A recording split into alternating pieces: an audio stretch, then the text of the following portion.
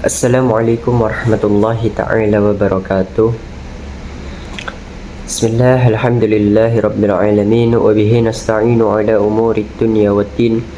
Wassalatu wassalamu ala asrafil anbiya'i wal mursalin sayyidina wa nabiyyina wa maulana Muhammadin wa ala alihi wa sahbihi wa barik wa sallim ajma'in.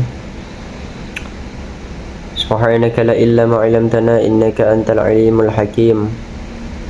Rabbi syrah li sadri wa yassir li amri wahlul 'uqdatan min lisani yafqahu qawli. Amin amin ya rabbal alamin.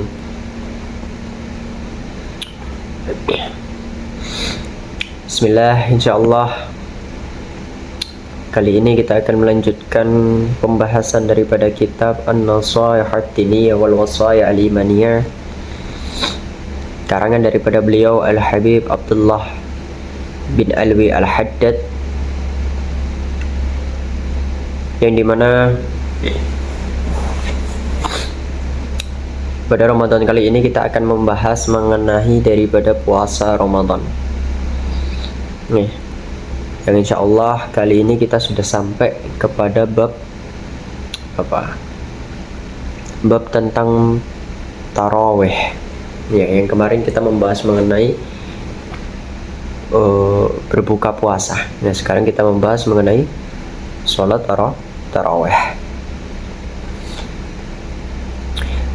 Bismillahirrahmanirrahim. Qala al-musannif rahimahullahu ta'ala wa nafa'na bihi wa bi'ulumihi wa bi'ulumikum bil asrari fit darain amin.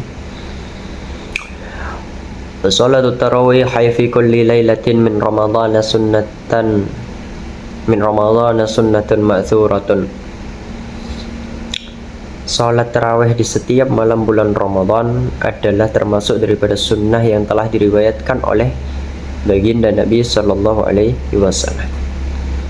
Wa 'adatus salafi rahmatullahi alaihim tawzi'ul Qur'an min awwalihi ila akhirih 'alaiha. Dan kebiasaan orang-orang generasi salaf ya rahmatullahi alaihim adalah membagi Al-Quran dari awal Al-Quran sampai akhirnya di dalam pelaksanaan sholat tarawih.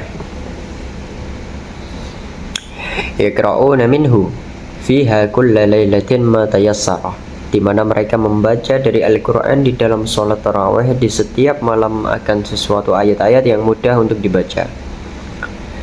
Wa yaj'aluna al-khatma fi ba'di layali min akhir syahr, dan mereka membuat khatam Al-Quran di salah satu malam dari akhir bulan Ramadan. Waman amkanahu ayat tadiya bihim fi dhalik, maka siapa saja yang memungkinkan baginya untuk meneladani daripada mereka dalam hal itu, dalam hal yakni menghatamkan Al-Quran di dalam tarawihnya, membagi ayat-ayat Al-Quran di dalam tarawihnya, sebagaimana kebiasaan orang-orang generasi salaf ya, generasi terdahulu.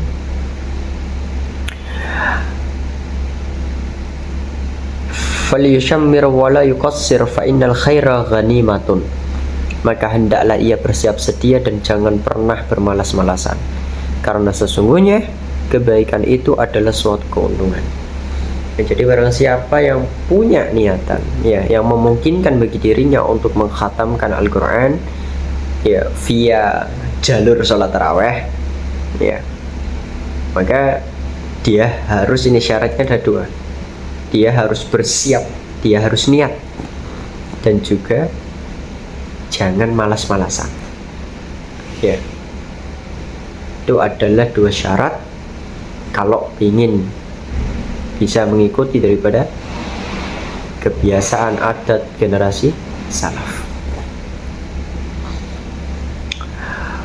Wa ma tuqaddimu li anfusikum min khairin tajiduhu 'indallah, dan kebaikan apa saja yang kamu perbuat untuk dirimu niscaya kamu peroleh balasannya di sisi Allah. Quran surat Al-Baqarah ayat 110 dan Quran surat Al-Baqarah atau Quran surat Al-Muzammil ayat 20. Wa man lam yattafiq lahul iqtida'u bihim fi dhalik, dan siapa saja yang tidak cocok baginya meneladani mereka di dalam hal tersebut, falyahdhar min at-takhfifil mufriti, maka hendaklah ia berhati-hati ia dari meringankan membaca daripada surat-surat ya, ataupun ayat-ayat pendek yang ada di dalam Al-Quran tadi, yang dimana itu melampaui batas. Alladhi ya'taduhu kathirun minal jahalati fi salatihim lit-tarawih, yang dibiasakan hal itu oleh mayoritas orang-orang bodoh di dalam salat mereka, ya, di dalam pelaksanaan salat tarawih tadi. Hatta rabbuma yaqa'una bisababi fil ikhlali bi syai'in minal wajibati, hingga bisa jadi mereka dapat terjerumus dengan sebab hal itu ke dalam mencacatkan, merusak daripada sesuatu dari hal-hal yang wajib. Mithlu tarkit tuma'ninati fir ruku'i was sujudi wa tarki qira'atil fatihah 'alal wajhi alladhi la budda minhu, seperti meninggalkan daripada tuma'nina di dalam rukuknya, di dalam sujudnya, ya, dan tidak membaca daripada Al-Fatihah sesuai dengan cara-caranya, syarat-syaratnya, ya, yang tidak boleh, tidak, ya, harus untuk kita lakukan di dalam sholat tersebut. Penyebabnya apa? Ya bisa bilang ajalati, dengan sebab terburu-buru tadi. Jadi ketika kita tidak bisa mencontoh, mengikuti, mencoba meneladani daripada generasi salaf tadi membagi Al-Quran, yang membaca, mencoba mengkhatamkan daripada Al-Quran, maka kita harus berhati-hati dengan daripada kebiasaan kita yang setiap daripada sholat tarawih, ya, kebiasaan terkhusus di Indonesia ini kan biasanya membaca daripada surat-surat yang ada di dalam juz 30 itu. Nah, berhati-hatinya terhadap apa? Terhadap daripada meringankan bacaannya. Nah, meringankan di sini yang dimaksud adalah mempercepat, kupuh, kejar waktu, biar tidak terlalu malam atau gimana, sehingga dikhawatirkan di dalam pembacaannya tadi itu tidak sesuai dengan tata cara membaca daripada ayat-ayat Al-Quran. Bahkan alhamdulillahnya sampai maaf mungkin ada ayat yang tertinggal, atau mungkin ada satu huruf yang tertinggal, yang dimana itu bisa merubah daripada makna. Kita harus berhati-hati terhadap hal itu, ya, yang dimana hal itu tuh wajib, ya, kita tidak diperbolehkan merubah daripada ayat Al-Quran. Terus juga di dalam bacaan sholat, misal Al-Fatihahnya lah, gerakan-gerakan khas sholat yang wajib seperti itu, makninanya sholat, kekhusyuan sholat, ya, rukunya sholat, sujudnya sholat. Jangan hanya karena terburu-buru kita merusak semua hal itu. Membaca Al-Fatihah itu, yang dimana disyaratkan itu ada tuh, kita harus wajib membaca dengan benar, terus membaca daripada dengan tasdidnya, harus jelas tasdidnya. Itu dalam suatu riwayat di kitab, ya, kalau nggak salah di kitab Risalah Jamiah, kalau nggak salah, ya. Terus juga apa, perihal rukuk, tumaninanya, semuanya itu hal-hal yang wajib, yang rukun-rukun sholat. Jangan hanya karena terburu-buru kita hingga merusak hal itu. Jangan hanya karena terburu-buru kita sampai merusak rukun-rukunnya sholat, rukun-rukunnya ibadah tadi, yang dimana dengan sebab hal tersebut dikhawatirkan. Nih lanjutannya, fayasiru ahaduhum indallahi la wasalla, maka jadilah salah seorang dari mereka di sisi Allah itu dianggap tidak sholat. Ini yang bahaya. Okay. Hanya karena kita kejar waktu, terburu-buru, ya, sampai kita dianggap tidak sholat, atau dalam kata lain sholat kita tidak diterima oleh Allah Subhanahu wa ta'ala. Oke lah, kita bicara masalah urusan sholat, urusan terima nggak terimanya sholat itu urusannya Allah Subhanahu wa ta'ala. Oke lah, itu benar. Tetapi kita harus tahu bagaimana caranya sholat itu. Ibarat oke lah, gini, misal kita ujian, ya, kita bahas masalah ujian. Kita mau lulus daripada Apa itu? Lulus daripada ujian sekolah, gampangannya seperti itu. Terus kita nggak tahu daripada persyaratannya, caranya lulus itu seperti apa. Oh misal ngajarkan ini, oh misal nilai minimal KKM seperti ini, oh misal kita harus punya keahlian seperti ini. Kalau kita nggak tahu akan hal tersebut, terus gimana kita bisa lulus gitu loh. Oke lah, kita kembalikan lulus nggak lulus kan apa kata kepala sekolah, apa kata guru-guru kita di sekolah, ya sepakat ya. Nah, terus kita nggak ngapa-ngapain gitu, terus apa yang mau diluluskan oleh guru-guru kita, apa yang mau diluluskan oleh kepala sekolah kita? Logikanya itu seperti itu. Nggak bisa. Kita itu pokoknya kita sepakat tadi ya, tetapi kita juga harus punya ikhtiar gitu. Pasti ada tuh cara-caranya, urutan-urutannya ya. Sama halnya seperti hal tersebut, kita harus tahu yang namanya sholat, bagaimana caranya sholat, rukun-rukunnya sholat, syarat-syarat sahnya sholat, apa-apa yang membatalkan sholat, kita harus tahu. Baru kita ikhlaskan hal tersebut, baru kita kembalikan semua terima nggak terimanya itu sama Allah Subhanahu wa ta'ala. Sekarang enggak, buat apa? Semuanya kembali kepada Allah, terima nggak terima urusan Allah. Terus kita nggak ngapa-ngapain sampai sholatnya sanggar sholat, atau sampai nggak mau sholat. Terus buat apa Allah mengutus malaikat Jibril untuk mengajari Rasulullah sholat, tata caranya sholat,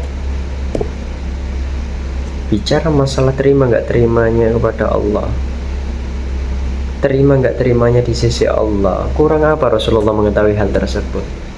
Kurang apa kenalnya beliau dengan Allah Subhanahu wa ta'ala? Tetapi beliau masih mau sholat.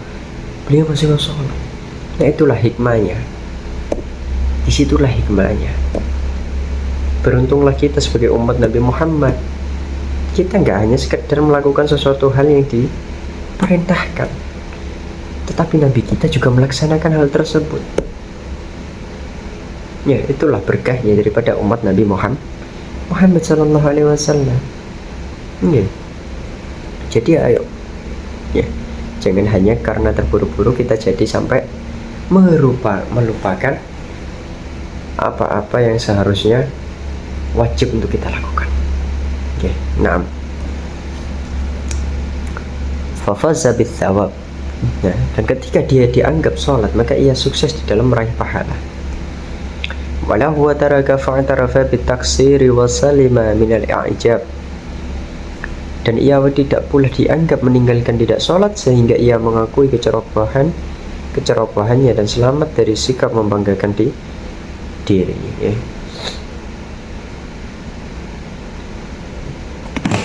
Aduh. Jadi ketika ada hal seperti itu,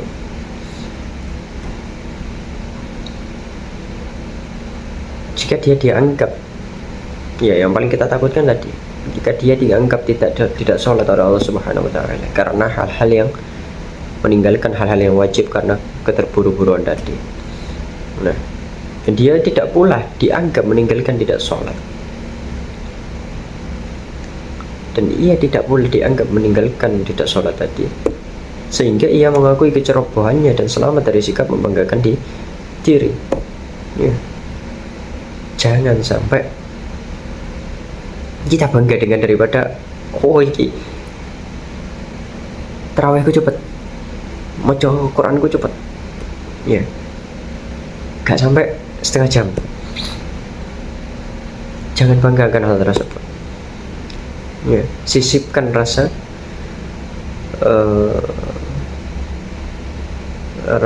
merasa bersalah di dalam diri kita mengenai hal itu.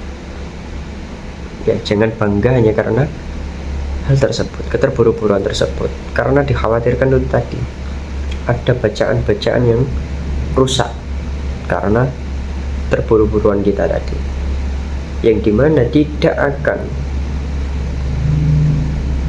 orang itu akan tetap dianggap tidak sholat kalau dia masih punya rasa seperti itu. ya udah bacaannya cepat, terus setelah sholat dia merasa bangga diri, dia tidak punya rasa bersalah pada dirinya sendiri, lebih-lebih terhadap daripada apa yang telah ia laksanakan terhadap sholatnya, terhadap Allah Subhanahu wa Ta'ala. Dia merasa bangga diri, senang karena tarawihnya cepat atau gimana, maka dia akan tetap dianggap sholat ketika dia masih merasa seperti itu. Tapi ketika dia punya rasa penyesalan, merasa bersalah dan tidak membanggakan diri akan bacaan tersebut, dia ngaku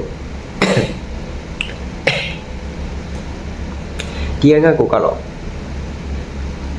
ada dari bacaan sholatnya tadi salah, maka ada kemungkinan sholatnya masih bisa diterima, dianggap dia untuk melaksanakan sholat oleh Allah Subhanahu wa Ta'ala, sebagaimana penuturan daripada beliau Al-Imam Abdullah bin Alwi Al-Haddadi.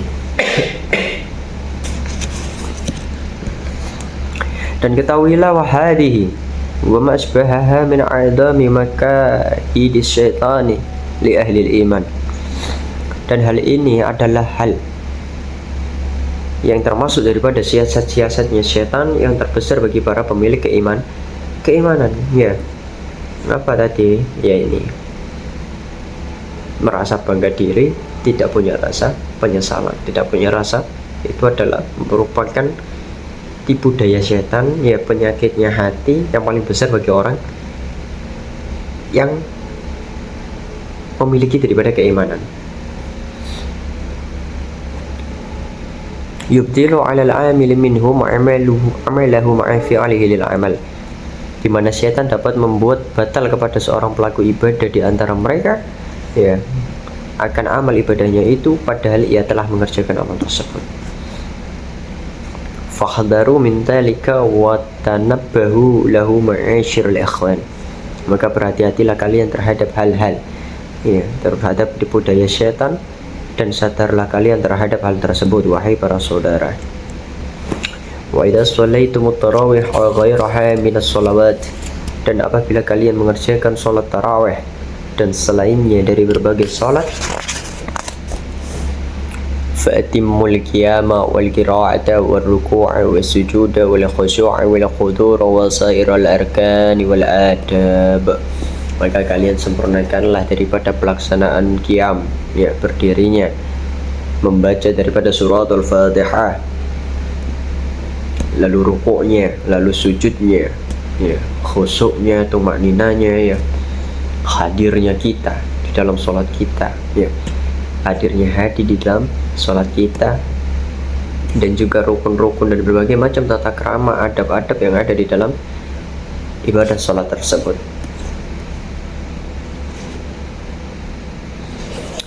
ولا تجعلوا للشيطان عليكم سلطانا فإنه ليس له سلطان على الذين آمنوا وعلى ربهم يتوكلون, dan janganlah kalian menjadikan syaitan berkuasa atas diri kalian, karena sesungguhnya syaitan itu tidak ada kekuasaannya atas orang-orang yang beriman dan bertawakal kepada Tuhannya.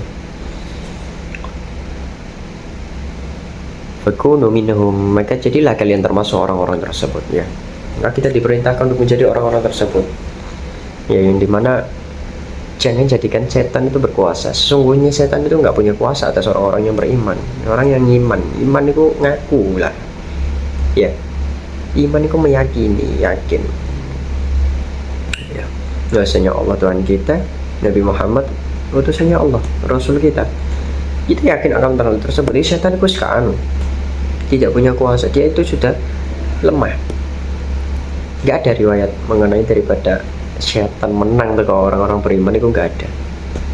Banyak riwayat, ya, Rasulullah cekik setan, apa itu, terus Umar bin Khattab ketika lewat suatu jalan, setan itu akan mencari jalan lain yang tidak, agar tidak sampai bertemu daripada Umar bin Khattab, dan riwayat-riwayat yang lainnya.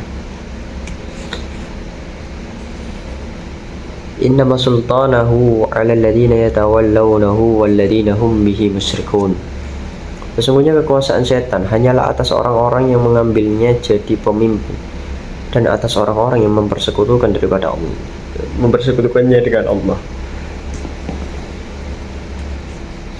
Fala takunu minhum, maka janganlah kalian menjadi termasuk orang-orang tersebut, kata beliau Imam Abdullah Al-Haddad.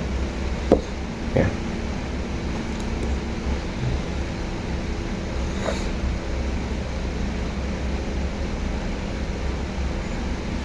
Nah, ya, jadi jangan sampai kita kalah dengan kuasanya setan. Jangan sampai kita kalah dengan godaannya setan.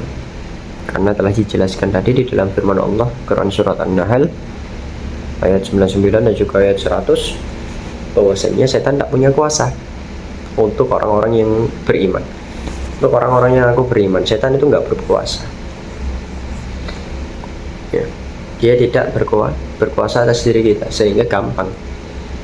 Dalam artian jangan sampai kita kalah dengan mereka. Jangan jadikan setan itu sebagai penguasa kita.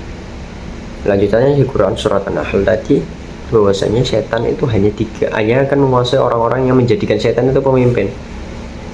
Ya, yang dia kalah dengan godaan setan, yang dia kalah dengan daripada keinginan setan. Dia tidak mampu mengendalikan dirinya dan kalah dengan setan, menjadikan setan pemimpinnya. Nah, itu repot, dan itu sudah termasuk daripada mempersekutukan Allah Subhanahu wa Ta'ala. Menjadikan setan pemimpin itu sudah repot, karena sejatinya yang menjadi pemimpin hakikatnya hanyalah Allah Subhanahu wa Ta'ala, hanyalah Allah. Ya. Inna salati wa nusuki wa mahyaya wa mamati lillahi rabbil alamin. Inna salati, salatku, wa nusuki, ibadahku, wa mahyaya, hidupku, wa mamati, dan juga mati, lillahi rabbil alamin. Semuanya hanya untuk Allah, Tuhan semesta alam. Ini nah, ya, kurang lebihnya yang singkat ini semoga bisa membawa manfaat barokah untuk kita semua. Terlebih untuk Al-Fakir pribadi, apabila ada salah kata dari Al-Fakir yang mungkin menyakiti hati antum semua, ya Al-Fakir mohon maaf yang sebesar-besarnya. Semoga kita bisa bertemu lagi di lain kesempatan yang insya Allah akan tinggal sedikit lagi nih untuk daripada mengkhatamkan kitab Nashayih Ad-Diniyah wa Nashayih Al-Maniyah bab puasa, ya, yang dimana memang saya sengaja untuk membahas mengenai hanya yang bab puasa di Ramadan tahun ini. Insya Allah di kedepannya akan kita bahas lebih lengkap mengenai kitab Nashayih Ad-Diniyah. Ya. Baik, kurang lebihnya mohon maaf. Subhanakallahumma bihamdika asyhadu an la ilaha illa anta astaghfiruka wa atubu ilaih. Akhirul kalam, wabillahi taufiq wal hidayah, fi ridha wal inayah. Assalamualaikum warahmatullahi taala wabarakatuh.